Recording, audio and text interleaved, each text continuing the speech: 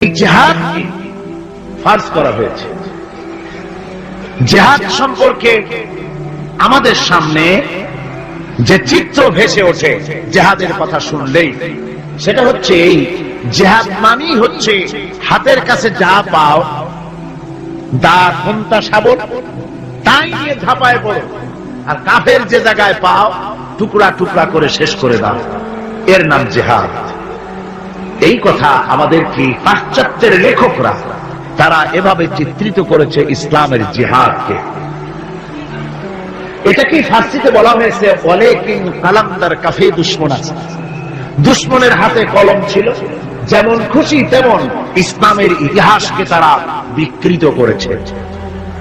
জিহাদ এটি হারবের প্রতিশব্দ নয়, জিহাদ এটি ওয়ার এর প্রতিশব্দ নয়, জিহাদ এটি যুদ্ধের প্রতিশব্দ নয়।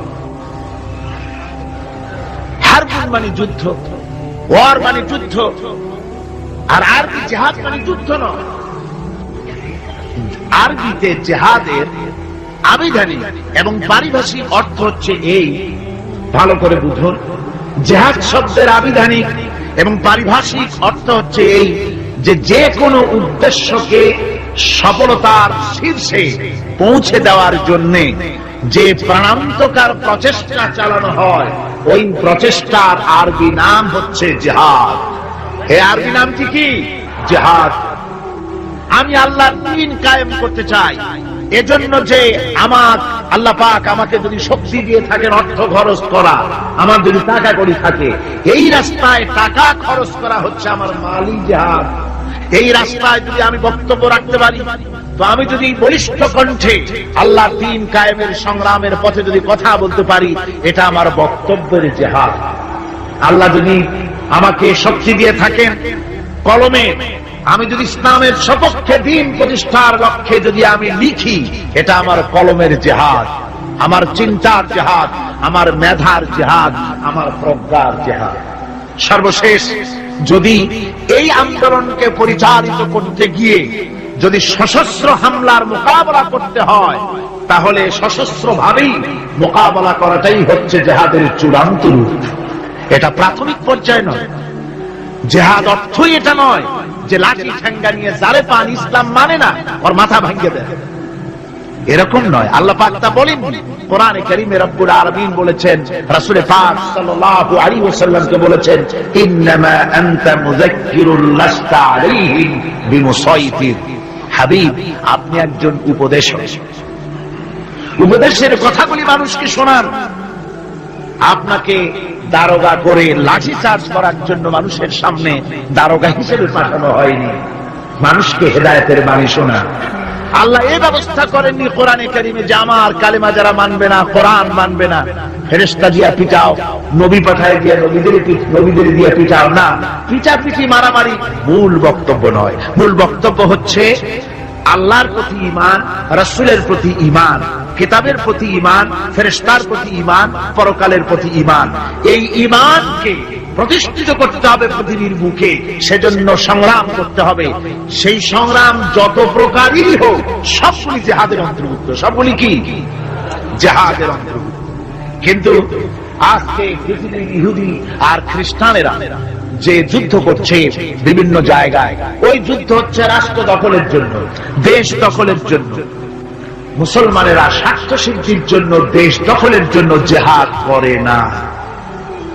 জিহাদ সম্পর্কে যে ধারণার কুধারণা এবং মিথ্যা ধারণার সৃষ্টি করা হয়েছে, তার কারণে যে ওরা জানে না মুসলমান কি। ওরা ইসলামকে মনে করে শুধুমাত্র একটি ধর্ম, আর মুসলমানদেরকে মনে করে একটা জাতি। আমাদেরকে প্রথমে কথা বিশ্বাস করতে হবে, মুসলমান কোন গতানুগতিক ভাবে কোন জাতির নাম নয়, আর ইসলাম গতানুগতিক ভাবে কোন ধর্মের নাম নয়। ইসলাম তাহলে কি? ইসলামটা যেমন হিন্দু ধর্ম, খ্রিস্টান ধর্ম, ইসলাম কি তেমন একটি ধর্ম? না। ইসলাম হচ্ছে as a complete code of life. ইসলাম হচ্ছে মুকাম্মাল নিজামে হায়াত, একটি পরিপূর্ণ জীবন ব্যবস্থার নাম হচ্ছে ইসলাম। আর মুসলমান গতানুগতিক ভাবে কোন জাতির নাম নয়, যেমন হিন্দু, খ্রিস্টান, বৌদ্ধ, ইহুদি, নাসারা, মজুসি যেমন জাতির নাম, মুসলমান তেমন গতানুগতিক ভাবে কোন জাতির নাম নয়। হিন্দু জাতি কাকে বলে? তো বলা হবে 12 মাসে যারা 13 পূজা করে ওরাই হচ্ছে হিন্দু জাতি। খ্রিস্টান কাদের বলে? যারা রবিবার দিন গির্জায় যায় তাদেরকে বলা হয় খ্রিস্টান জাতি। তো ইহুদি কারে বলে? যারা প্রতি শনিবার যারা গিয়ে তাদের সিনাগোতে গিয়ে হাজির হয় তাদেরকে ইহুদি বলা হয়। এখন আপনি মুসলমানের ব্যাখ্যা কিভাবে করতে পারবেন যে মুসলমান কাকে বলে? জবাব হবে যারা শুক্রবার দিন মসজিদ যায়, নামাজ পড়ে, রোজা রাখে, ওরাই মুসলমান। জবাব ঠিক হলো না? জবাব ঠিক হলো না। ইসলাম হচ্ছে একটি বিপ্লবী মতবাদ, একটি পূর্ণাঙ্গ জীবন ব্যবস্থা। আর এই জীবন ব্যবস্থাকে যারা দুনিয়ার বুকে প্রতিষ্ঠিত করতে চায় সেই রেভলিউশনারি পার্টির নাম হচ্ছে ইসলাম, মুসলমান। সেই দলের নাম কি? মুসলমান। এই মুসলমানেরা পৃথিবীর বুকে তারা যুদ্ধ করে না স্বার্থ হাসিলের জন্য, দেশ দখল করার জন্য তারা যুদ্ধ করে না। তাদের স্ট্রাগল, তাদের সংগ্রাম হচ্ছে আল্লাহর বিধান জমিনের উপরে প্রতিষ্ঠা করা। এই জন্য রাসূল পাক বলেছেন জিহাদ হচ্ছে সর্বোত্তম ইবাদত। সর্বোত্তম ইবাদত কি? রাসূল করিম সাল্লাল্লাহু আলাইহি ওয়াসাল্লাম বলেছেন, আন আবী যার রাদিয়াল্লাহু তাআলা আনহু قال قلت يا رسول الله اي العمل افضل قال ايمان بالله। আমি জিজ্ঞেস করলাম রাসূলকে, হযরতে আবু যর রাদিয়াল্লাহু তাআলা আনহু বলছেন আমি রাসূলকে জিজ্ঞেস করলাম, হে আল্লাহর রাসূল সবচেয়ে উৎকৃষ্ট আমল কোনটি? হুজুর বললেন আল্লাহর প্রতি ঈমান, আর তারপরে হচ্ছে ওয়াল জিহাদ ফি সাবিলিল্লাহ, রাওয়াহু মুত্তাফাকুন আলাইহি। হুজুর সাল্লাল্লাহু আলাইহি ওয়াসাল্লাম বলছেন আল্লাহর প্রতি ঈমানের পরে আল্লাহর রাস্তায় জিহাদ করা হচ্ছে সর্বোত্তম ইবাদত। এই জিহাদের উদ্দেশ্য হবে মানব সমাজে আল্লাহর আইন প্রতিষ্ঠিত করা। যেহেতু আল্লাহর আইন প্রতিষ্ঠিত না হওয়া পর্যন্ত সমাজের মধ্যে অন্যায়, অসত্য চলতে থাকে, মানুষের উপর জুলম চলতে থাকে। এই জন্য জিহাদ হবে, যত জায়গায় জিহাদের কথা আছে জিহাদ ফি সাবিলিল্লাহ বলা হয়েছে। জিহাদ কার পথে? আল্লাহর পথে। আল্লাহ রাব্বুল আলামিন কোরআনে কারীমের মধ্যে বলেছেন الذين آمنوا يقاتلون في سبيل الله। যারা নাকি ঈমানদার, যারা মুমিন, তারা সংগ্রাম করে, তারা লড়াই করে, আমি আল্লাহর পথে আমার দিন প্রতিষ্ঠার জন্যই তারা লড়াই করে। তারা হলো মুমিনের এটাই পরিচয়, আমার বিধানকে প্রতিষ্ঠা করার জন্য তারা সংগ্রাম করে। والذين كفروا يقاتلون في سبيل الطاغوت। আর যারা নাকি কাফের, যারা মহাসত্যকে অস্বীকার করেছে, কেবলমাত্র ওরাই তাগুতের মতবাদকে প্রতিষ্ঠিত করার জন্য তারা সংগ্রাম চালায়। তাহলে মুমিন সংগ্রাম করে কার পথে? আল্লাহর পথে। আর কাফের সংগ্রাম করে কার পথে? তাগুতের পথে। তাগুত কাকে বলা হয়? তাগুত বলা হয় সেই শক্তিকে যে শক্তি শুধু নিজেই আল্লাহর আইন অমান্য করে বসে থাকে না, বরং অন্যদেরকেও আল্লাহর আইন অমান্য করতে বাধ্য করে। তাকে আরবিতে কি বলা হয়? তাগুত বলা হয়। এই জন্য নদীর মধ্যে পানি যখন প্রবাহিত হয়, নদীর দুইটা কূল আছে। কয়টা কূল? এই দুই কূলের সীমারেখা ঠিক রেখে পানি যদি প্রবাহিত হয় তখন বলা হয় যে পানি নদীর আইন কানুন মেনে চলছে। কিন্তু যখন দুকুল ছেপে পানি প্লাবিত হয়ে জনপদকে ডুবিয়ে দেয় তখন আরবিতে বলা হয় তগাল বাহার, অর্থাৎ সমুদ্রের মধ্যে দরিয়ার ভিতরে সীমা লঙ্ঘনকারী শক্তির সৃষ্টি হয়েছে। দেখুন হযরত মূসা আলাইহিস সালামকে আল্লাহ রাব্বুল আলামিন তাকে বলছেন ইযহাব ইলা ফিরআউন ইন্নাহু তাগা। ফিরআউন সরকাশ হয়েছে, সীমা লঙ্ঘন করেছে, ওর বিরুদ্ধে ওর কাছে তুমি চলে যাও, ওকে তুমি দ্বীনের দাওয়াত ওর সামনে গিয়ে পেশ করো। তো এভাবে করে দ্বীনের দাওয়াত দেওয়ার জন্য তাগুতরা চিরকাল বাধা দিয়েছে, আর মুমিন ব্যক্তিরা আল্লাহর দ্বীনকে প্রতিষ্ঠার জন্য সংগ্রাম করেছে। তাই জিহাদ এজন্য নয় যে খোদাদ্রোহীকে উৎখাত করে সেখানে নিজেরা গদি দখল করে বসে নিজেদের মন গড়া আইন ও কানুন চালাবো, এজন্য কিন্তু এই যুদ্ধ নয়, এই জিহাদ। এই জিহাদকে এই জন্যই সর্বোত্তম ইবাদত করা হয়েছে, যেহেতু এই জিহাদ করে মানুষের উপর থেকে মানুষের প্রভুত্ব খতম করার জন্যই এই জিহাদ হবে। ইসলামের সর্বশ্রেষ্ঠ বিপ্লবী আহ্বান, এই কোরআনের মধ্যে যে বিপ্লবী আহ্বান জানানো হয়েছে, সেই বিপ্লবী আহ্বান মুসলমানদের জন্য শুধু নয়, গোটা বিশ্ববাসীর জন্য। জিহাদটা কি জন্য শুনো? কোরআনে কারীমে রব্বুল আলামিন যে আহ্বান জানিয়েছেন তামাম পৃথিবীর মানুষদেরকে, সে আহ্বান হচ্ছে ইয়া আইয়ুহান নাসু উবুদু রাব্বাকুমুল্লাযী খালাকাকুম ওয়াল্লাযীনা মিন ক্বাবলিকুম লাআল্লাকুম তাত্তাকুন। হে মানব সকল, আনুগত্য করো, উবুদু রাব্বাকুম আয় আতিউ রাব্বাকুম, গোলামি করো, আনুগত্য করো, দাসত্ব করো তোমার রবের, সেই রবের যিনি তোমাদেরকে সৃষ্টি করেছেন, সেই রবের আনুগত্য করো জীবনের সকল ক্ষেত্রে। এটাই কোরআনে কারীমের বিপ্লবী দাওয়াত গোটা পৃথিবীর মানুষের সামনে। আমার গোলামি করো, যেহেতু সৃষ্টি করেছি আমি। কে সৃষ্টি করেছেন মানুষকে? জোরে সোরে চিৎকার দিয়ে বলুন, কে সৃষ্টি করেছেন? আল্লাহ রাব্বুল আলামিন। এই জন্য মানুষের স্বস্তি, মানুষের স্বাধীনতা, মানুষের শান্তি, মানুষের নিরাপত্তা, মানুষের খেয়ে পড়ে সুখে শান্তিতে বসবাস করার গ্যারান্টি হচ্ছে আল্লাহ গোলামির ভিতরে। আল্লাহর গোলামি যারাই করবে তারাই শান্তি লাভ করবে। কোরআনে কারীমে রব্বুল আলামিন এ কথা কিভাবে বলেছেন? আফা গায়রা দীনিল্লাহি ইয়াবগুন ওয়া লাহু আসলামা মান ফিস সামাওয়াতি ওয়াল আরদি তাওআন ওয়া কারহা। আমার দেওয়া জীবন ব্যবস্থাকে ছেড়ে দিয়ে তোমরা কি অন্য কোন মতবাদ খোঁজো নাকি? অথচ আকাশে যা কিছু আছে, জমিনে যা কিছু আছে, সব আমার আইন মানে, তাই সব শান্তিতে আছে। জোরে বলেন সুবহানাল্লাহ। ইচ্ছায় হোক অনিচ্ছায় হোক, আকাশ, জমিন, অন্তরিক্ষ, পাহাড়ের মধ্যে, দরিয়ার মধ্যে, যেখানে যা কিছু আছে সব আইন মানে কার? আর সেজন্যই শান্তি। এই শান্তি প্রতিষ্ঠার জন্য পৃথিবীর মানুষ বহু চেষ্টা করেছে, কিন্তু শান্তি অর্জন করতে পারে না। পেরেছে? পারে নাই। আমাদের দেশের রেডিও এবং টেলিভিশনে বিভিন্ন ধর্মগ্রন্থ পড়া হয়, তারপরে বলে বিশ্বের সকল সৃষ্টির মঙ্গল হোক, ওম শান্তি, ওম শান্তি। আমি বলেছি, এইভাবে কেউ যদি ওং ওং করতে করতে যদি একেবারে রক্তবমিও করে, তবুও শান্তি প্রতিষ্ঠা হতে পারে। শান্তি প্রতিষ্ঠার জন্য এই পৃথিবীর বুকে মানুষের চেষ্টার কম নাই। মানুষ এই পৃথিবীতে শান্তি প্রতিষ্ঠার জন্য লিগ অফ নেশনস তৈরি করেছে, ইউনাইটেড নেশনস অর্গানাইজেশন তৈরি করেছে।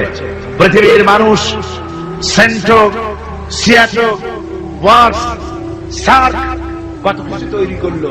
আপনারা বলেন শান্তি কি প্রতিষ্ঠা করতে পেরেছে? জোরে জবাব দিন, শান্তি প্রতিষ্ঠা করতে পেরেছে? পারে না। প্রথম বিশ্বযুদ্ধ হয়ে গেল। এই বিশ্বযুদ্ধের পর নিদারুণ ভাবে মানুষ ক্ষতিগ্রস্ত হলো, পৃথিবীর মানুষ। আর যাতে যুদ্ধ বিগ্রহ না হয় সেজন্য 1920 সনে লিগ অফ নেশনস তৈরি হলো। পৃথিবীতে আর যুদ্ধ যাতে না হয় সেই আকাঙ্ক্ষা নিয়ে এটা তৈরি করা হলো। কিন্তু লিগ অফ নেশনস কিছুই করতে পারল না। 1939 সনে শুরু হয়ে গেল সেকেন্ড গ্রেট ওয়ার, দ্বিতীয় বিশ্বযুদ্ধ। এই বিশ্বযুদ্ধ চলল 1939 থেকে 1945 সন পর্যন্ত, অর্থাৎ সুদীর্ঘ 6টি বছর পর্যন্ত দ্বিতীয় বিশ্বযুদ্ধ চলল। এই যুদ্ধে পৃথিবীর বিরাট ক্ষতি হয়ে গেল, অসংখ্য মানুষ মরল, কত কোটি কোটি মানুষ ক্ষতিগ্রস্ত হলো, বাড়িঘর ধ্বংস হলো, মানুষের নগর সভ্যতা জনপদ বিধ্বস্ত হয়ে গেল। আর যাতে যুদ্ধ বিগ্রহ না হয় সেজন্য পৃথিবীর মানুষেরা তৈরি করলো ইউএনও, ইউনাইটেড নেশনস অর্গানাইজেশন, যাকে বলা হয় জাতিসংঘ। কি বলা হয়? এই জাতিসংঘ প্রতিষ্ঠা হয়েছিল কি জন্য? শান্তি প্রতিষ্ঠার জন্য। আপনারা বলেন জাতিসংঘ কি শান্তি প্রতিষ্ঠা করতে পেরেছে? জোরে বলেন, পেরেছে? পারে নাই। জাতিসংঘ হচ্ছে আজকের পৃথিবীর আমেরিকার একটা হাতের পুতুল। পুতুল নাচ যারা দেখেছেন, পুতুল যেমন মানুষের হাতে সুতা বাঁধা থাকে আর তাই দিয়ে পুতুলের নাচায়, জাতিসংঘকে ভাবে আমেরিকা নাচায়। তাই আমরা দেখতে পাই ইসরায়েল যদি জাতিসংঘের কোন আইনকে, উপদেশকে, সাজেশনকে, কোন বিধিবিধানকে লঙ্ঘন করে তাহলে ইসরায়েলের উপর অ্যাকশন নেওয়া হয় না। ইরাক যদি জাতিসংঘের কিছু করলো তাহলেই সমস্ত বিমান নিয়ে আর তার নৌজাহাজ নিয়ে সমানে হামলা শুরু হয়ে যায়। দুনিয়ার সোমালিয়ার ভিতরে মারামারি তারাই লাগিয়েছে, বসনিয়ায় মারামারি ওরাই লাগিয়েছে। এখানে জাতিসংঘের কোন ভূমিকা নাই। অর্থাৎ আমেরিকা যতটুকুন বলবে ততটুকুনি অগ্রসর হবে, যতটুকুন বলবে না ততটুকুন অগ্রসর হতে পারবে না। আমি দৃষ্টান্ত দিয়ে থাকি জাতিসংঘের এভাবে। জাতিসংঘের দৃষ্টান্তটা এমন যে এক লোক, তার বন্ধুর বাড়িতে আগুন লেগেছিল, তারপর সেই বন্ধু চিৎকার মেলতে বলছে, ভাইরা আমার বাড়ি তো আগুন লেগে গেল, ও আমার বন্ধুরা, আমার প্রতিবেশী, তোমরা যারা আছো তোমাদের হাতের কাছে যা আছে তাই আমার বাড়ির আগুন নিভায়ে দাও। বন্ধুর আত্মচিৎকার শুনে চতুর্দিক থেকে লোকেরা ছুটলো। তার এক বন্ধু ছিল, তার ছিল দর্জির দোকান, টেইলার মাস্টার ছিলেন তিনি। তিনি দেখলেন বন্ধুর বাড়িতে আগুন লেগেছে, হাতের কাছে যা আছে তাই নিয়ে যেতে বলেছে। তো আমার পাশে তো কতগুলি কাপড়ের টুকরা ছাড়া কিছুই নাই, এক বস্তা কাপড়ের টুকরা নিয়ে ছুটলো আগুন নিভাবার জন্য। আরেকজনের ছিল রাইস মিল, তার ছিল অনেক তুষ, তার মিলে 2 বস্তা তুষ নিয়ে ছুটলো আগুন নিভাতে। আরেকজনের ছিল পেট্রোল পাম্প, 2 টিন পেট্রোল নিয়ে তিনি ছুটলেন। আরেকজনের ছিল শুকনা কাঠের দোকান, 1 ট্রাক শুকনা কাঠ নিয়ে ছুটলেন। আপনারা বলেন বন্ধুরা, এইসব আগুন নিভাবার উপকরণ যা নিয়ে এসছে, এগুলি যদি বন্ধুর বাড়ির আগুনের মধ্যে ঢালে, যাও দিয়ে একখানা খুঁটি তার বাঁচত, তাও কি বাঁচবে? সব শেষ।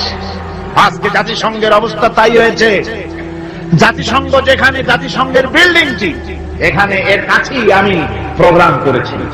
আমাকে যখন জাতিসংঘের হলগুলি ঘুরিয়ে ঘুরিয়ে দেখানো হচ্ছিল, আমি প্রশ্ন করেছিলাম, ডেমনস্ট্রেটর যে ছিল তাকে জিজ্ঞেস করেছি এই জায়গাটা কি ছিল, ইতিহাসটা আমাকে শোনা। ওরা বলল এই জায়গাটা ছিল কসাইখানা। এইখানে নিউ ইয়র্ক শহরে শুকর, গরু ইত্যাদি জবাহ করা হতো, আর এখান থেকে গোশত, মাংস ডিস্ট্রিবিউট করা হতো। শহরের লোকেরা, খুচরা খরিদ্দার এখান থেকে কিনে নিয়ে যেত। পরবর্তী সময় এটা লোকেরা খরিদ করে নিয়ে এর উপরে জাতিসংঘের এই বিশাল অফিস তৈরি করেছে। এত বড় অফিস, এরকম করে তাকাতে গেলে মাথার টুপি পড়ে যাবে, এত উঁচা অফিস। সেখানে হাজারো, অনেকগুলো, অন্তত 22টা ভাষায় বক্তৃতা ইন্টারপ্রেটার হয়। এক অফিসের কথা আর এক অফিস থেকে তারা শুনতে পারে, দেখতে পারে, একের ভাষা আর একে বুঝতে পারে, কিন্তু বসনিয়ার মানুষের ক্রন্দন ধ্বনির ভাষা তারা বুঝতে পারে না। তারা সব কিছু করতে পারে, বুঝতে পারে, কিন্তু সোমালিয়ার মানুষের হাট্টিসার এই মানুষগুলির দৃশ্য তাদের চোখে পড়ে না। আমেরিকা শেষ সময় সোমালিয়ার মানুষকে কিছু সাহায্য পাঠিয়েছে। আমরা বলেছি সোমালিয়ার মানুষকে সাহায্য পাঠাইয়া বসনিয়ার পাপ গোপন করতে পারবা না, এ শাস্তি তোমাকে ভোগ করতেই হবে। সুতরাং জাতিসংঘের অফিস নির্মিত হলো, বিশাল ইমারত তৈরি হলো।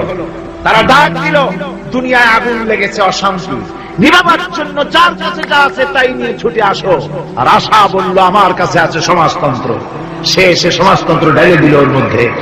ভারত বলল আমার কাছে আছে সেকুলারিজম, এনে ঢেলে দিল ওর মধ্যে।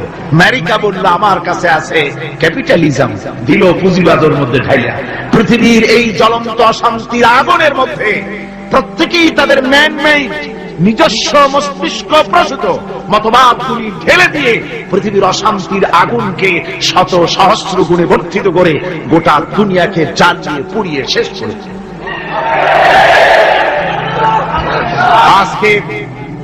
আজকে যদি মুসলমানদের শান্তি পেতে হয় তাহলে খ্রিস্টান আর ইহুদিদের জাতিসংঘের মুখে লাথি মেরে মুসলমানদের জাতিসংঘ করতে হবে।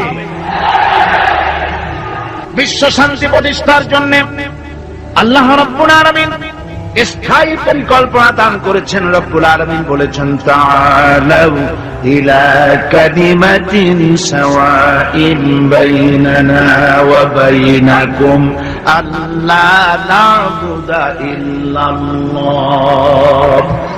আল্লাহ পাক বলছেন, ও আমার হাবিব আপনি বলুন, ও আহলে কিতাবের লোকেরা, ও খ্রিস্টান জগৎ, ও পৃথিবীর মানুষেরা, তাআলাউ ইলা কালিমাতিন সাওয়াইন বাইনানা ওয়া বাইনাকুম, এমন একটা কথার দিকে তোমরা ঐক্যবদ্ধ হও যেটা তোমাদের জন্য আর আমাদের জন্য সমভাবে প্রযোজ্য। তা হচ্ছে আল্লাহ না'বুদা ইল্লাল্লাহ, আল্লাহ ছাড়া কারো গোলামি করব না।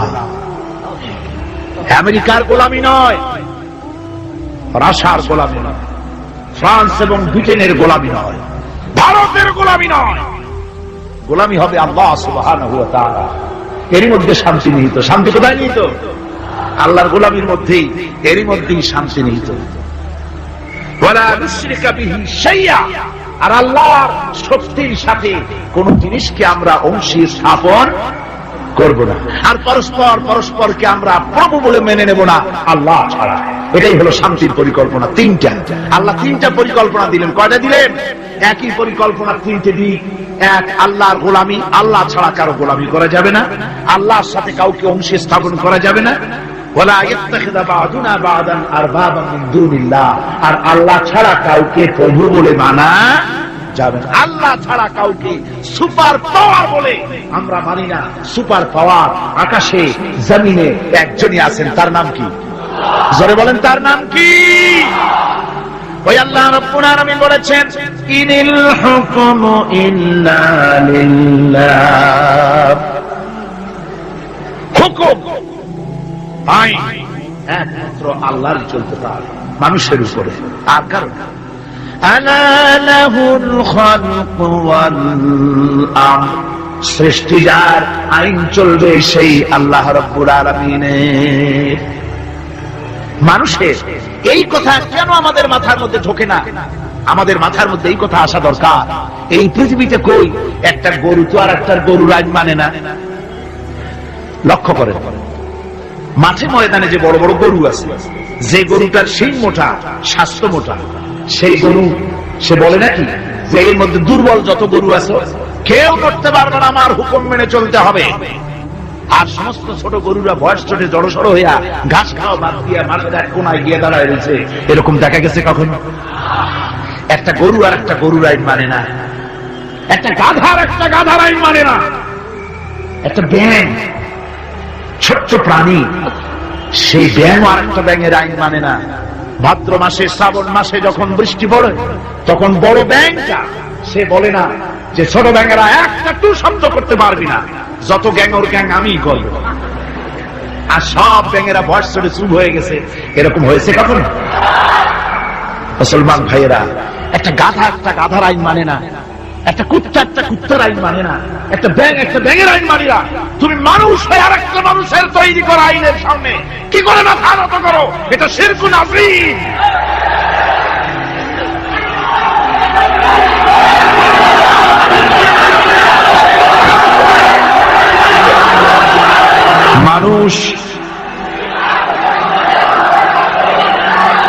মানুষ কেবলমাত্র আল্লাহ রাব্বুল আলামিনের, আল্লাহ সুবহানাহু ওয়া তাআলার আইনকেই মানতে হবে, আর কারো আইন মানা যাবে না। এমনকি যেসব নেতারা আল্লাহর আইনকে মানতে বাধ্য করে না, সেসব নেতাদের নেতৃত্ব মানা আল্লাহ রাব্বুল আলামিন কোরআনে কারীমের মধ্যে বলেছেন ওয়ালা তুতিউ আমরাল মুসরিফিন আল্লাযীনা ইউফসিদুনা ফিল আরদি ওয়ালা ইউসলিহুন। আল্লাহ পাক বলেন ওই সব নেতাদের আনুগত্য মোটেও করো না যারা নাকি জমিনের উপরে বিপর্যয় সৃষ্টি করে, ফাসাদ সৃষ্টি করে আর সংশোধনমূলক কোনো কাজ করে না। ওই সব নেতাদের কোনো কথা তোমরা মেনো না, তাদের অনুসরণ করো না। আইন মানা তো দূরের কথা, ওদের আনুগত্য করো।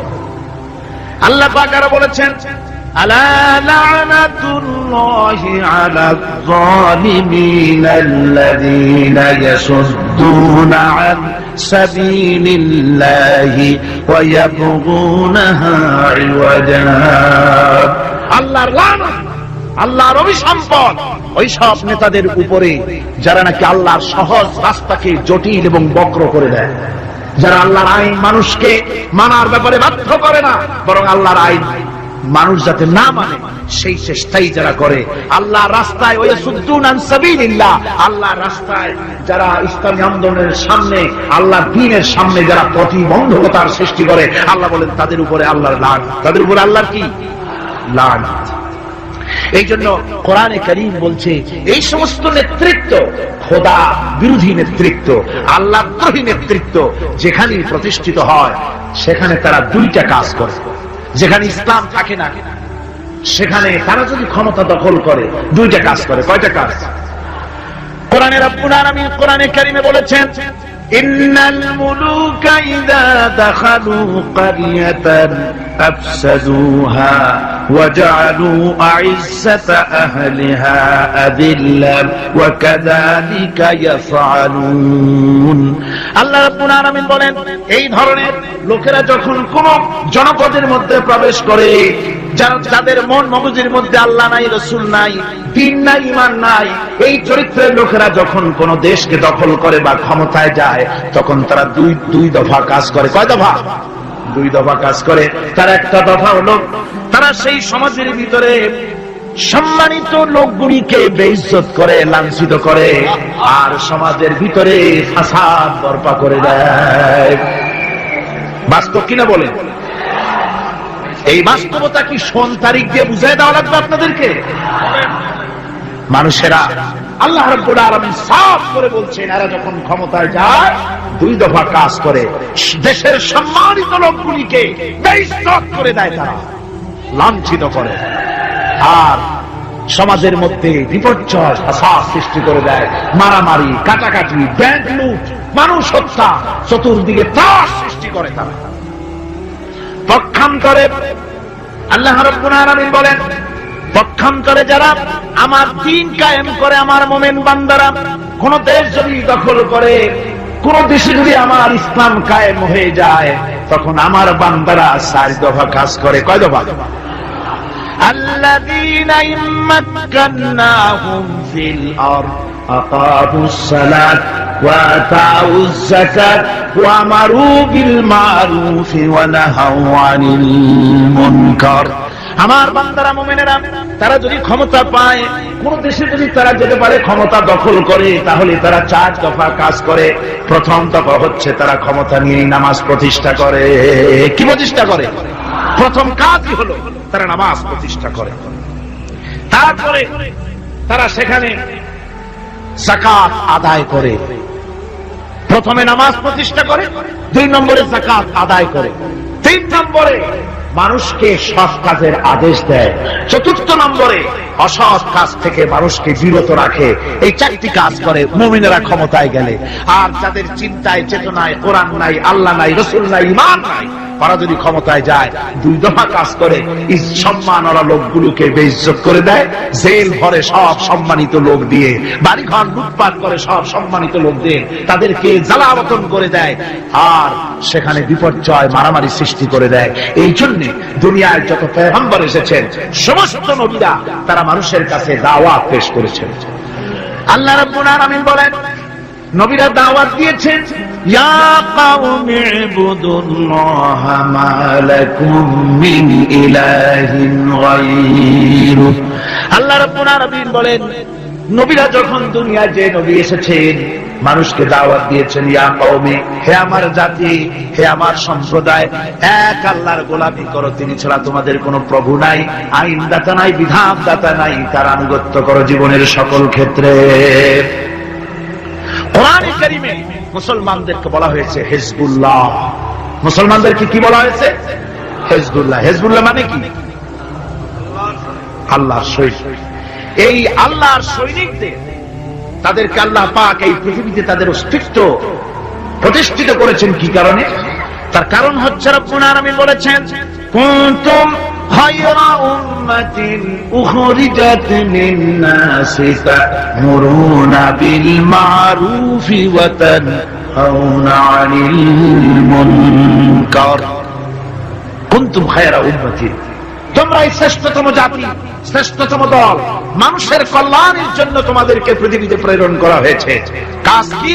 তা'মুরুনা বিল মা'রুফ, মানুষকে ভালো কাজের জন্য উৎসাহিত করো, ভালো কাজের আদেশ দাও। ওয়া তানহাউনা আনিল মুনকার, আর সমস্ত খারাপ কাজ থেকে মানুষকে ফিরায় রাখো। সুতরাং এই পৃথিবী থেকে জুলম, শোষণ, অশান্তি, বিপর্যয়, দুঃখ, তারপরে যুদ্ধ, বিগ্রহ, সবকিছুর বিরুদ্ধে মুসলমানদেরকে ঐক্যবদ্ধভাবে লড়াইয়ের ময়দানে আসতে হবে। কোরআনে কারীমে রব্বুল আলামিন কথা এভাবে বলেছেন, ওয়াকাতিলুহুম হাত্তা লা তাকুনা ফিতনাতুন ওয়া ইয়াকুনা আদ-দীনু কুল্লুহু লিল্লাহ। আল্লাহ রাব্বুল আলামিন বলেন, সংগ্রাম করো, লড়াই করো ততক্ষণ পর্যন্ত যতক্ষণ না আমার দ্বীন প্রতিষ্ঠিত হয়ে যায়, আর মানুষের তৈরি করা মতবাদের শেষ শিকড়টুকুনো যতক্ষণ মূলোৎপাটিত না হয়, ততক্ষণ পর্যন্ত আমার দ্বীন প্রতিষ্ঠার জন্য লড়াই করো। ও মুসলমানেরা, যারা মুসলমান এই লড়াই, এই জিহাদের দায়িত্ব যদি গ্রহণ না করে, মুসলমানেরা যদি ঈমানের এই দায়িত্ব কবুল না করে, আল্লাহর দ্বীন প্রতিষ্ঠার জন্য যদি সংগ্রাম না করে, রব্বুল আলামিন বলেন, ইল্লা তাফআলুহু তাকুন ফিতনাতুন ফিল আরদি ওয়া ফাসাদুন কাবীর। ইল্লা তাফআলুহু, যদি তোমরা তা না করো, তাহলে মনে রেখে দিও বিরাট বিপর্যয়, ভাঙন, মুসিবতের সম্মুখীন তোমাদের হতে হবে। পৃথিবীর মুসলমানেরা, আজ আমরা এই দায়িত্ব পালন করছি না বলে আমাদের সামনে এই বিরাট মুসিবত এসেছে বিশ্ব জুড়ে, ঠিক কিনা কর? আমার এতক্ষণের আলোচনার দ্বারা একথা আমার মনে হয় আপনারা বুঝতে পেরেছেন যে অনিসলামিক শাসন ব্যবস্থার মূলোৎপাটন করে সেখানে ইসলামী রাষ্ট্র প্রতিষ্ঠা করাটাই হলো মুসলমানদের সবচেয়ে বড় দায়িত্ব, আর এটাই হলো জিহাদের মূল উদ্দেশ্য। কথা বুঝতে পেরেছেন? জিহাদের উদ্দেশ্য কোন দেশ দখল করে সেখানকার প্রেসিডেন্ট আমরা হব, সেখানের মাল সম্পদ লুটপাট করে নেব, এটা জিহাদের উদ্দেশ্য নয়। জিহাদের উদ্দেশ্যই হলো মানুষের তৈরি করা মতবাদ উৎখাত করে আল্লাহর দ্বীন প্রতিষ্ঠিত করা, এটাই হলো জিহাদের মূল উদ্দেশ্য। আর এই উদ্দেশ্য নিয়ে পৃথিবীর মানুষ যেখানেই মুসিবতে আছে, যে জায়গায় বিপদে আছে, যে জায়গায় কষ্টে আছে, সেখানেই মুসলমানদেরকে ঝাঁপিয়ে পড়তে হবে। রাসূলুল্লাহ বলেছেন, পৃথিবীর সমস্ত মুসলমানেরা হচ্ছে কাজাসাদিন ওয়াহিদ, একটা বডির মতো। মুসলমান কি? একটা শরীরের মতো। তার পায়ের তলায় কাটা ফুটলে মাথায় খবর হয়, মাথায় কাটা ফুটলে পায়ের তলায় খবর হয়। কিন্তু পায়ের তলায় কাটা ফুটলে যদি মাথায় টেন না পায়, মাথার চুল ধরে টানলে যদি পায়ের টেন না পায়, তাহলে কি হয়েছে? লোকটি জি প্যারালাইসিস হয়ে গেছে, পক্ষাঘাত হয়ে গেছে। আমার মুসলমান ভাইয়েরা, বসনিয়ার মুসলমানদেরকে মারা হচ্ছে, বসনিয়ার নারীদেরকে ধর্ষণ করা হচ্ছে, কচি কচি মাসুম বেগুনা বাচ্চাদেরকে জবাই করা হচ্ছে। ওই খবর শুনে যদি আমার কলিজা না কান্দে, কাশ্মীরের মুসলমানদের মসজিদের ভেতরে ভারতের কাফির সৈন্যরা গুলি করে পাখির মতো মুসল্লি, নামাজরত মুসল্লি গুলিকে পাখির মতো শিকার করে দিতেছে, দুনিয়া থেকে বিদায় করে দিতেছে। এই খবর শোনার পর মুসলমানদের কলিজায় যদি আগুন না লাগে, তাহলে মনে করতে হবে ইমানে প্যারালাইসিস হয়ে গেছে, ইমানটাই প্যারালাইসিস হয়ে গেছে।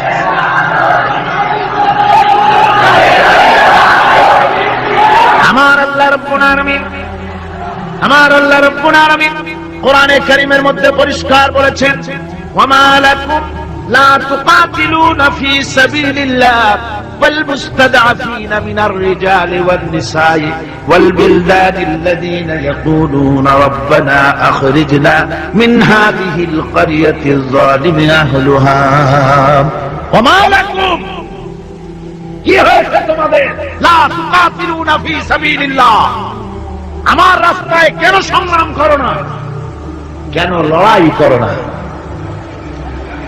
ওয়াল মুস্তাদআফিন মিনার রিজাল, যেখানে নিপীড়িত, নিগৃহীত, আবাল বৃদ্ধ বনিতা, পুরুষ নারী, কচি কচি শিশু নির্যাতনে অতিষ্ঠ হয়ে আমার দরবারে ফরিয়াদ করে বলছে, আয় আল্লাহ, এই জালিমের জনপদ থেকে আমাদেরকে মুক্ত করো। এভাবে যখন কান্দে, ও মুসলমানেরা, তোমাদের কি হলো? তোমরা কেন ঝাঁপিয়ে পড়ো না তাদের সপক্ষে? কেন লড়াই করো না? ভাইরা আমার, সারা বিশ্ব জুড়ে মুসলমানদের উপরে নির্যাতন চলছে। এই নির্যাতনের বিরুদ্ধে মুসলমানদেরকে ঐক্যবদ্ধ হতে হবে দ্বীন প্রতিষ্ঠা করার জন্য। দ্বীন যদি প্রতিষ্ঠিত হয় তাহলে নির্যাতন বন্ধ হয়ে যাবে, শয়তানি বদমাশি সব বন্ধ হয়ে গিয়ে সুখ এবং শান্তি প্রতিষ্ঠিত হবে। এই জন্য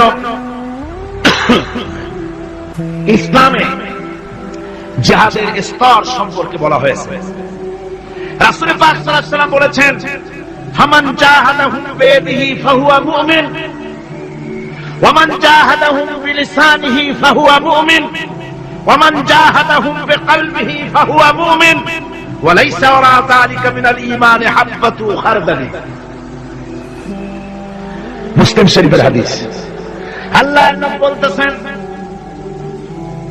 যে ব্যক্তি অন্যায়ের বিরুদ্ধে হাত দিয়ে লড়াই করবে সে ব্যক্তি মুমিন। যে মুখ দিয়ে কথা বলবে এটার বিরুদ্ধে সেও মুমিন। যে ব্যক্তি মনে মনে এটাকে ঘৃণা করবে সেও মুমিন। এরপরে ইমানের কোন স্তর নাই, ইমানের আর কোন জায়গা নাই, শেষ শেষ। তাহলে ফার্স্ট ক্লাস মুমিন কে? যে ব্যক্তি হাত দিয়ে বাধা দেয়। ফার্স্ট ক্লাস মুমিন কে? যে ব্যক্তি অন্যায়ের বিরুদ্ধে তার দুহাত উত্তোলন করে অন্যায়কে চুরমার করে দেওয়ার জন্য জেগে আসে, সেই হলো ফার্স্ট ক্লাস মুমিন। এটা যদি না পারে তাহলে মনে মনে খারাপ, তাহলে মুখ দিয়ে বলতে হবে। এটা হলো সেকেন্ড ক্লাস। মুখ দিয়ে বলা কি?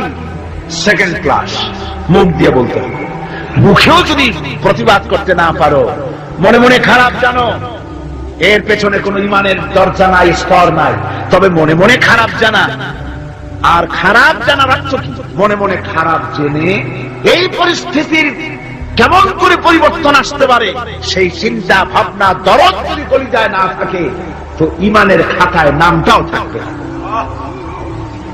মুমিনদেরকে আল্লাহ দ্বীন প্রতিষ্ঠার জন্য জিহাদে অংশগ্রহণ করতে হবে। তাদেরকে এই জিহাদ হচ্ছে আল্লাহ পাকের পক্ষ থেকে বিরাট নিয়ামত মুসলমানদের জন্য। আমার ভাইয়েরা, ঈমান হচ্ছে জিহাদের সাথে অঙ্গাঅঙ্গি ভাবে জড়িত। আল্লাহর পথে জিহাদের বিরাট মর্যাদা। সে মর্যাদার কথা আমি সূরা আস-সাফ আলোচনা করতে গিয়ে তার প্রথম দিনেই, প্রথম রুকুতেই আপনাদের সামনে পেশ করেছি। আল্লাহ রাব্বুল আলামিন বলেন, ইন্নাল্লাহা ইউহিব্বুল্লাযীনা يقاتلون في سبيله صفا كأنهم بنيان مرصوص। আল্লাহ রাব্বুল আলামিন বলেন, আল্লাহর কাছে সর্বাধিক প্রিয় ব্যক্তি তারা, সবচাইতে প্রিয় ব্যক্তি ওই সব লোকেরা যারা নাকি আল্লাহর দ্বীন প্রতিষ্ঠার জন্য যারা লড়াই করে সারিবদ্ধ হয়ে, ইস্পাত দৃঢ় হয়ে, সীসা ঢালা প্রাচীরের মতো কাতার বন্দী হয়ে আল্লাহর জন্য, আল্লাহর দ্বীনের জন্য যারা লড়াই করে তারাই হলো আল্লাহর কাছে সবচাইতে বেশি প্রিয় ব্যক্তি। সবচাইতে প্রিয় মানুষ তারা যারা দ্বীন প্রতিষ্ঠার জন্য লড়ে। আমরা মনে করেছি যে আমরা যে নামাজ পড়ি, রোজা রাখি, হজ করি, যাকাত দেই, মিলাদ শরীফ পড়ি, এতেই আল্লাহ খুশি, এই করেই আমরা কিয়ামতের দিন বেহেশতে চলে যাব। না ভাই, এত সহজে যদি বেহেশতে যাওয়া যেত তাহলে সাহাবায়ে কেরাম এত কষ্ট করতেন না, আম্বিয়া আলাইহিস সালাম এত কষ্ট করতেন। সূরা তওবার মধ্যে এই কথাটি আল্লাহ পাক কি সুন্দর করে বলেছেন। আল্লাহ বলেছেন, আজআলতুম সিকায়াতাল হাজ ওয়া ইমারাতাল মাসজিদিল হারাম কামান আমানা বিল্লাহি ওয়াল ইয়াউমিল আখির وجاهد في سبيل الله لا يستوون عند الله والله لا يهدي القوم الظالمين। আল্লাহ পাক বলছেন যে তোমরা কি হাজীদেরকে পানি পান করায়া, ওই মক্কার লোকদের তাদের একটা গৌরব ছিল যে আমরা তো হাজীদের পানি পান করাই, মসজিদের হারামের সেবা শুশ্রূষা করি, আমরা মসজিদ ধুই, পরিষ্কার রাখি, এতগুলি যে সব কাজ করি, মুসলমানদের চাইতে আমাদের মর্যাদা আল্লাহর কাছে কোনো অংশ কম নয়। আল্লাহ বলেন না, হাজীদের পানি পান করায়া আর মসজিদে হারামের খেদমত করে তোমরা তাদের সমান হতে পারবে না যারা আমার উপর ঈমান এনেছে, আমার রাসূলের উপর ঈমান এনেছে, পরকালকে বিশ্বাস করেছে এবং আমার উপর ঈমানের ভিত্তিতে তারা আমার দ্বীনকে প্রতিষ্ঠার জন্য যারা লড়াই করেছে, ওদের সমান তোমরা কোনোদিন হতে পারবে না, কখনো পারবে না। এই দ্বীন প্রতিষ্ঠা করার জন্য সাহাবায়ে কেরাম জীবন দিলেন। সেই বেহেশতে আমরা কেমনে যাব কত দেখি? সেই বেহেশতে যাওয়া কি সম্ভব? হ্যাঁ সম্ভব, যদি আমরা ওই পরীক্ষা আমরাও দেই। হযরতে বেলাল রাদিয়াল্লাহু তাআলা আনহু যে পরীক্ষা দিয়েছেন, হযরতে সুমাইয়া যে পরীক্ষা দিয়েছেন, হযরতে খাব্বাব, হযরতে খুবাইব যে পরীক্ষা দিয়েছেন, ওই পরীক্ষা যদি আমরাও দিতে পারি তাহলে হয়তো তাদের কাছাকাছি আল্লাহ আমাদেরকেও থাকার তৌফিক দিবেন জান্নাতে। একটু জোরে পড়েন, লা ইলাহা ইল্লাল্লাহ,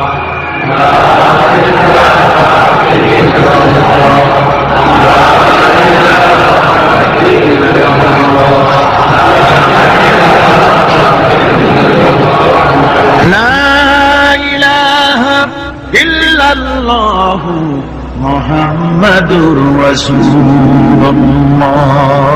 আমার ভাইরা, ওরা হযরতে খাব্বাবকে বেঁধেছে, খুঁটির সাথে বেঁধে চতুর্দিক থেকে তীর নিক্ষেপ করছে, তরবারি মারতেছে, শরীরের গোশত টুকরা টুকরা হয়ে পড়তেছে।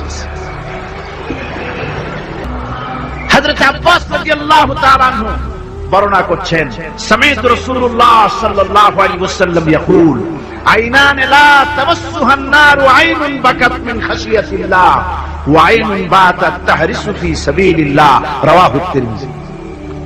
হযরত ইবনে আব্বাস রাদিয়াল্লাহু তাআলা তিনি বলছেন, আমি রাসূলুল্লাহকে বলতে শুনেছি, আল্লাহর নবী বলেছেন, দুইটি চোখে জাহান্নামের আগুন দুইটা চোখকে স্পর্শ করবে না।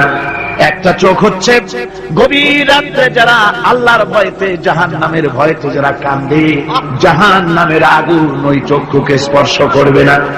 আর যারা দ্বীন প্রতিষ্ঠার জন্য, আল্লাহর দ্বীন কায়েমের জন্য ময়দানে যারা লড়াই করে, রাতের বেলায় পাহারা দেয়, ওই পাহারারত চোখে, চোখের মধ্যে জাহান্নামের আগুন ওই চোখে স্পর্শ করবে না।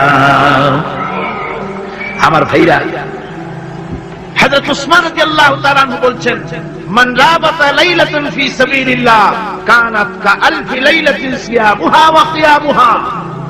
হাজার রাত ধরে রোজা রাখলে, হাজার রাত ধরে ইবাদত করলে, আর হাজার দিন ধরে রোজা রাখলে যে সওয়াব হবে, একটা ঘন্টা, একটা রাত যদি কেউ পাহারা দেয় আল্লাহর দ্বীনকে প্রতিষ্ঠার জন্য, আল্লাহর দ্বীনের কোন ইসলামী রাষ্ট্রের প্রহরায় যদি কেউ নিয়োজিত থাকে, একটা রাতে পাহারা দিয়ে যে সওয়াব হবে, হাজার হাজার বছর ধরে নামাজ রোজা করে ওই সওয়াব পাওয়া যাবে না। সুবহানাল্লাহ।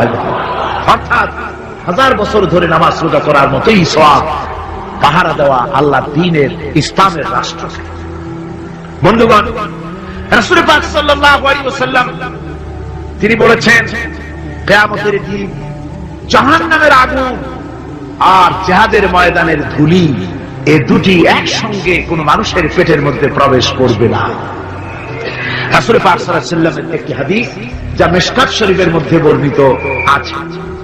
মিশকাত শরীফের সম্ভবত 336 পৃষ্ঠায় এই হাদিসটি বর্ণনা করা হয়েছে যে হযরত ইবনে আইস রাদিয়াল্লাহু তাআলা আনহু হচ্ছেন এই হাদিসের রাবী।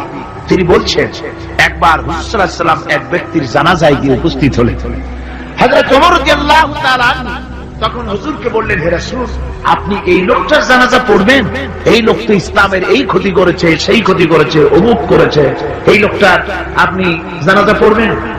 হুজুর তখন উপস্থিত লোকদের জিজ্ঞেস করলেন, হাজিরিন, তোমরা কি কেউ এই লোকটাকে কোন ইসলামের ভালো কাজ করতে দেখেছ? একজন লোক দাঁড়িয়ে গেলেন, তিনি বললেন, হে আল্লাহর নবী, আমি সাক্ষী, আমি দেখেছি। একটা মুজাহিদ বাহিনী জিহাদ করে ফিরতেছিল, তো এক জায়গায় তারা ডেরা গাড়লো, শিবির স্থাপন করলো, রাত কাটাবে বলে। আমি দেখেছি এই লোকটি সারা রাত সেই মুজাহিদদেরকে, সাহাবীদেরকে সারা রাত জেগে জেগে পাহারা দিয়েছে। আল্লাহর নবী জানাজার ইমামতি করলেন, আর এরপরে তাকে কবরের মধ্যে মাদফুন করে দিয়ে নবীজি তার কবরের পাশে দাঁড়িয়ে বললেন, ইন্না আসহাবাকা ইয়াতুন্নুনা আন্নাকা মিন আহলিন নার ওয়া আনা আশহাদু আন্নাকা মিন আহলিল জান্নাহ। নবীজি বলছেন, ও কবরবাসী, তোমার সাথীরা মনে করে তুমি জাহান্নামী, আর আমি নবী মুহাম্মদ সাল্লাল্লাহু আলাইহি ওয়াসাল্লাম সাক্ষী দিচ্ছি তুমি বেশক আল্লাহর বেহেশতি, তুমি অবশ্যই আল্লাহর জান্নাতে যাবে।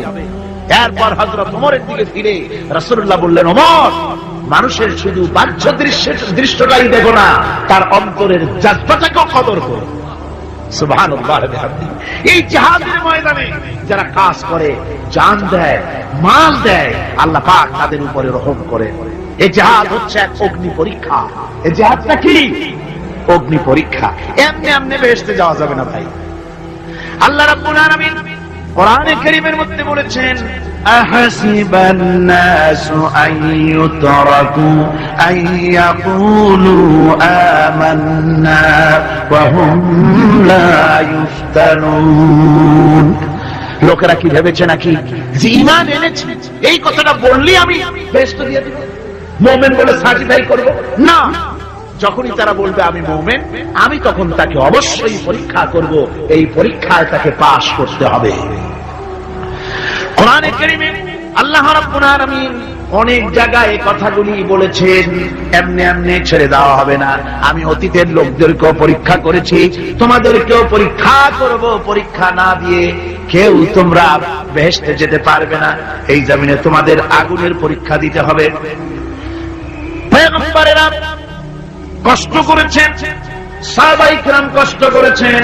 আল্লাহ রাব্বুল আলামিন তিনি বলছেন, আম হাসিবতুম আন তাদখুলুল জান্নাতা ওয়া লাম্মা ইয়াতিকুম মাসালুল লাযীনা খালাউ মিন ক্বাবলিকুম মাসাতহুমুল বাসাউ ওয়াদ-দাররাউ ওয়া যুলজিলু হাত্তা ইয়াকুলার রাসূলু ওয়াল্লাযীনা মা'হু মাতা নাসরুল্লাহ আলা ইন্না নাসরাল্লাহি করিব।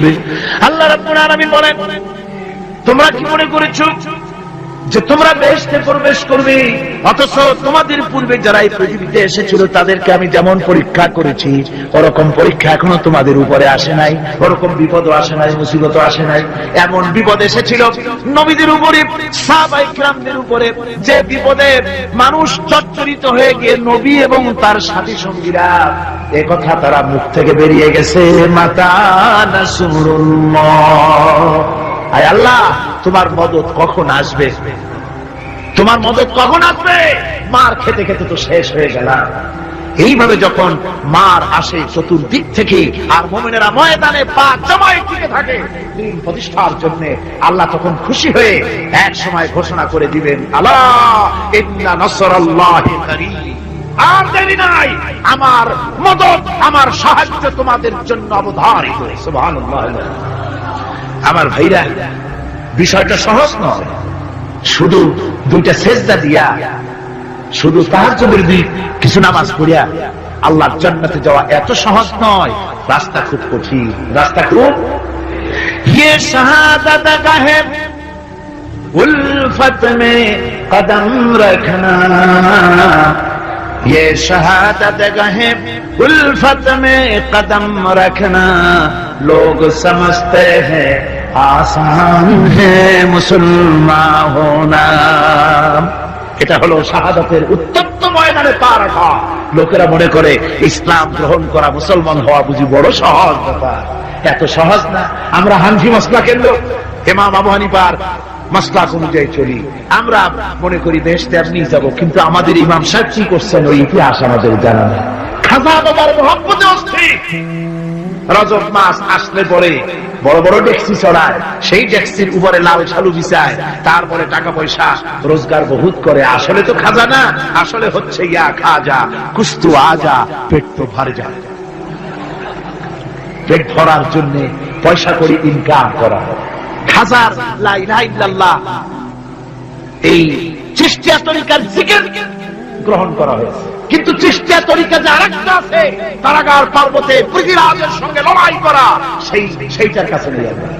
সেটা ইমাম আবু হানিফা শুধু মসলাই বলেন নাই, দ্বীন প্রতিষ্ঠার জন্য রক্ত দিয়েছে, ঠিক কিনা? 8 বছর পর্যন্ত কারারুদ্ধ ছিলেন।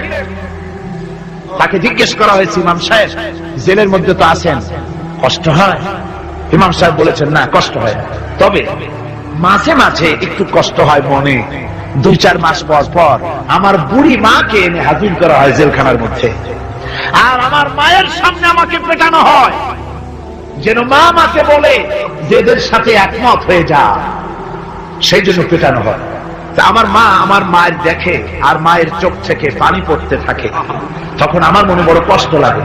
তবে আলহামদুলিল্লাহ মা আমার এমন, আমার মা দেখেন আর হজম করেন, আর আমাকে বলেন খবরদার এক চুলো সিদ্ধান্ত থেকে নড়বা না।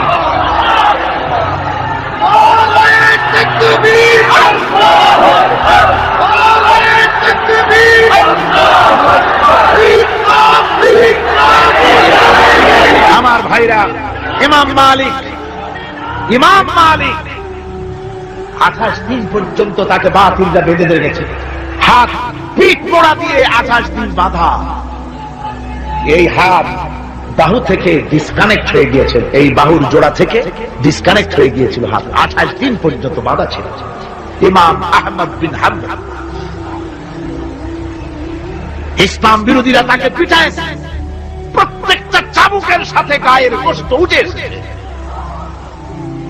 এজন্য কবি বলতেছি, पैरवी बू हनीफा की सनद जिंदान है, हम्बली होता है पीठ पर दुर्रे खाने की बात। হানাফি হতে চাও, জেল জরিমানার জন্য প্রস্তুতি নাও। শুধু সবরি কলা খাইয়া বেহেশতে যাওয়া যাবে না, এত সহজ না। আঙ্গুর, বেদানা, সবরি কলা আর দুধের স্বরের উপর ইসলাম আসে নাই। ইসলাম এসেছে উত্তপ্ত ময়দানের উপরে, জান দিয়ে রক্ত দিয়ে ইসলাম প্রতিষ্ঠা হয়ে গোটা দুনিয়ার নির্যাতিত নিপীড়িত জনতার মুখে হাসি ফুটিয়েছে ইসলাম।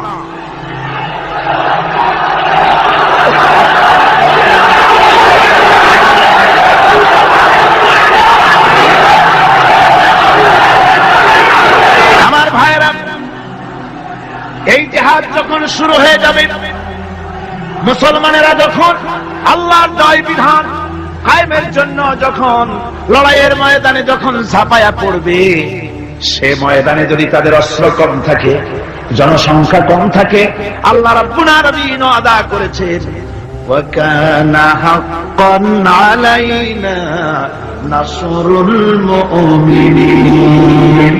আল্লাহ রাব্বুল আলামিন বলেন, মুমিনরা যখন বিপদে পড়ে যায় তখন মুমিনদের সাহায্য করা আমি আল্লাহর জন্য ওয়াজিব হয়ে যায়। আমি আল্লাহর জন্য ওয়াজিব। আমার মুমিন ময়দানে মার খাবে আমার দ্বীনের জন্য, আর আমি তাকায় থেকে দেখবো না, তা হবে না। প্রাথমিক পর্যায়ে দেখবো যে তোমরা আসলেই দ্বীন প্রতিষ্ঠার জন্য লড়ো কিনা। তোমাদের বিবি বাল বাচ্চা তোমাদের সামনে শেষ হবে, ঘর বাড়ি চলে যাবে, চাকরি যাবে, সব যাবে, তারপরেও আমার দ্বীন প্রতিষ্ঠার জন্য ময়দানে টিকে থাকো কিনা। যদি তা থাকো তাহলে আমার মদত অবশ্যই। আর কাফিরদের বিরুদ্ধে বিজয়ের জন্য রব্বুল আলামিন বলেছেন ওয়াকাফাল্লাহুল মুমিনিনাল কিতালা ওয়া কানাল্লাহু কাবিয়্যান আজিজা। কাফেরদের বিরুদ্ধে লড়াইয়ের ময়দানে মুসলমানদেরকে সাহায্য করার জন্য আল্লাহই যথেষ্ট। কে যথেষ্ট? আল্লাহ যথেষ্ট। রব্বুল আলামিন বলেছেন ওয়ালা তাহিনু ওয়ালা তাহজানু ওয়া আনতুমুল আলাউনা ইন কুনতুম মুমিনিন।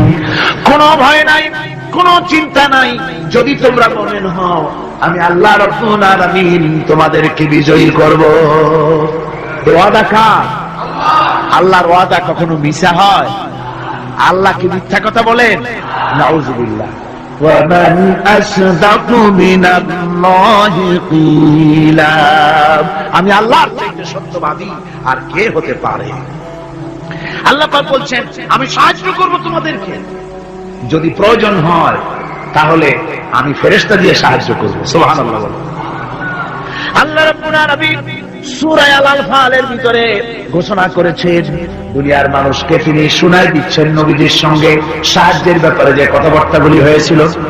ইয তাস্তাগীসুনা রাব্বাকুম ফাস্তাজাবা লাকুম আন্নী মুমিদ্দুকুম বিআলফিন মিনাল মালাইকাতি মুরদিফিন। স্মরণ করো সেই সময়ের কথা যখন তোমরা আমার কাছে কাকুতি বিনীত করে সাহায্য কামনা করতেছিলে যে আমাদেরকে 1000 ফেরেশতা দিয়ে সাহায্য করা হোক। আল্লাহ পাক বলেন আমি ফেরেশতা দিয়ে তোমাদেরকে ময়দানে সাহায্য করেছি, জিহাদের ময়দানে। সুবহানাল্লাহি ওয়া বিহামদিহি। আল্লাহ রাব্বুল আলামিন বলেন তোমরা যখন সাহায্য প্রার্থনা করেছিলে আমি সাহায্য তোমাদের দিয়েছি। স্মরণ করো সেই সময়ের কথা যখন তোমাদের নবী তোমাদেরকে বলেছিল ইয তাকুনু লিল মুমিনিনা আলাই ইয়াকফিয়াকুম আইয়ুমিদ্দাকুম রাব্বুকুম বিসালাসাতিন আলাফিন মিনাল মালাইকাতি মুনজিলিন। আল্লাহ রাব্বুল আলামিন বলেন আমি এইভাবে করে যখন তোমাদের নবী তোমাদেরকে বলেছিল যে তোমাদের জন্য এটা কি যথেষ্ট নয় যে আল্লাহ পাক তোমাদের জন্য 3000 দিয়ে ফেরেশতা নাজিল করবেন, হ্যাঁ আমি তখন 3000 ফেরেশতা নয় বরং 5000 ফেরেশতা দিয়ে তোমাদেরকে সাহায্য করার ওয়াদা করেছি। 3000 নয় 5000 চিহ্নযুক্ত ফেরেশতা নাজিল করে দিয়ে তোমাদের সাহায্য করব বলে আমি ওয়াদা করেছি।